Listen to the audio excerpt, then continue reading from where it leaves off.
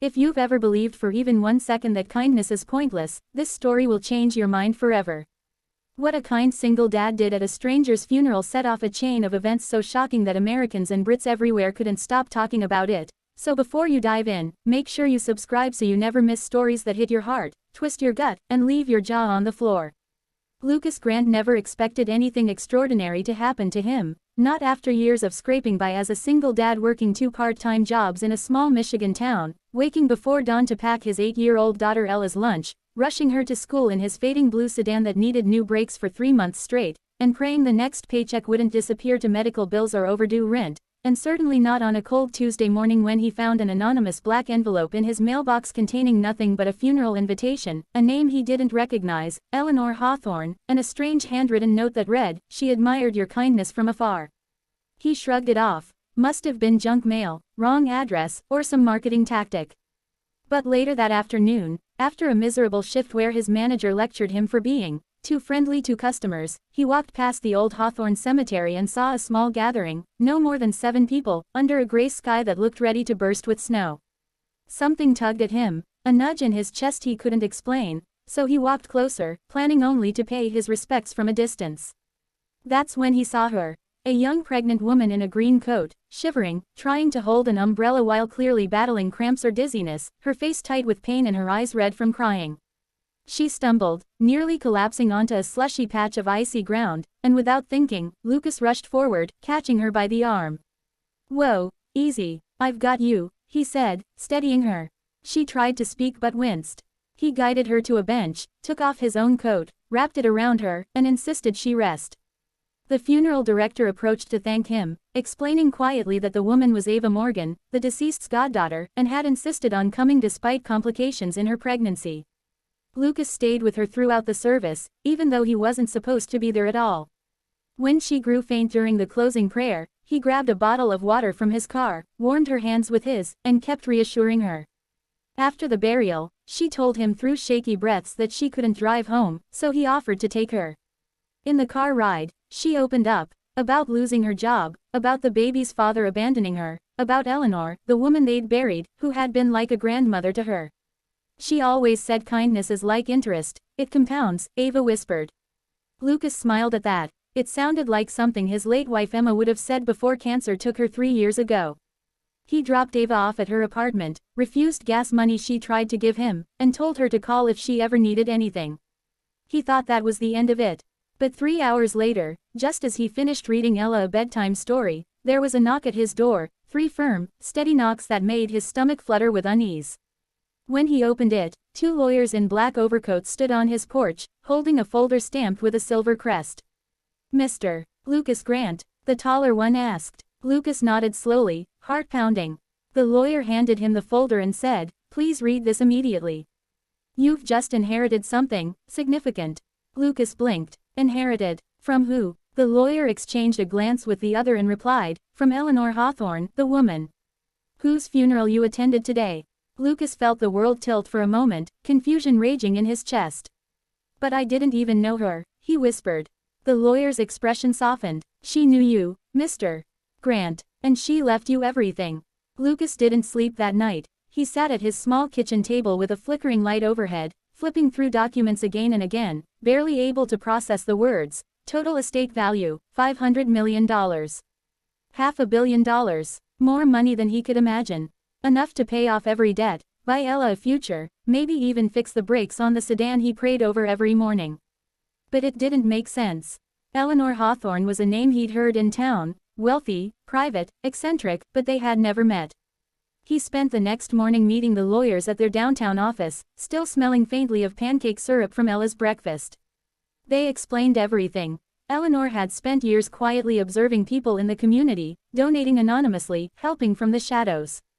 She'd once spoken to Ava about a man at the bookstore who bought children's books with coins, and Ava recognized Lucas from the description, how he'd always let other customers go before him, how he'd once paid for a stranger's drink with the last $2 in his pocket, how he gave Ella's old toys to a shelter instead of selling them online. Eleanor had apparently followed these small acts over the years and decided Lucas embodied the compassion she believed the world desperately needed. Still, Lucas felt overwhelmed, guilty even. Why him? Why not Ava? who was struggling more desperately? Why not one of the charities the lawyers said Eleanor often funded? And that's when he uncovered the first twist. Ava was meant to inherit everything, until the will was rewritten 3 months before Eleanor's death. The new will said simply, "A fortune belongs to the heart most willing to give without expecting anything in return." It shook Lucas to the core. But the twists didn't stop. The Hawthorne estate wasn't just money. It included 3 mansions, 8 businesses, global investments, a private security team, and dozens of employees expecting instruction. Lucas, whose biggest responsibility until yesterday had been replacing his daughter's missing lunchbox, now had decisions that affected hundreds of lives. Reporters swarmed. Estranged relatives of Eleanor emerged like circling sharks, accusing Lucas of manipulation. One man even tried forcing his way into Lucas's home at night, claiming he was the rightful heir. Meanwhile, Ava resurfaced, not angry, but terrified. Someone had been watching her since the funeral, following her car, leaving threatening notes telling her to reveal the truth about Lucas. But she had no idea what truth they meant. Lucas, shaken, moved her into one of the secure Hawthorne properties for protection. As they spent more time together, him trying to navigate wealth that never belonged to his world, and her trying to survive pregnancy while targeted by unknown enemies, they formed a bond unlike anything Lucas expected. She adored Ella. Ella adored her back. Lucas found himself laughing again, something he thought died with Emma. But the deeper they dug into Eleanor's life, the more they realized someone was hiding something massive. Buried in Eleanor's handwritten journals was a line that froze Lucas's blood: "Forgive me for what I stole.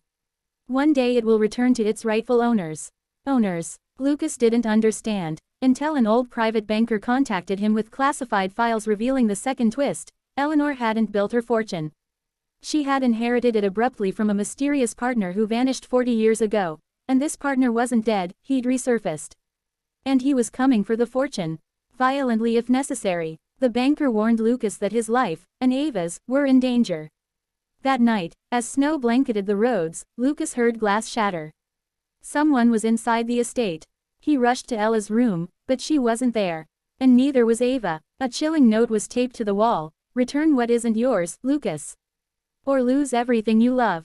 Lucas didn't hesitate. With adrenaline burning through his veins, he tore through the mansion looking for clues, finding only footprints leading toward the back entrance and tire marks in the snow. Someone had kidnapped both Ava and Ella.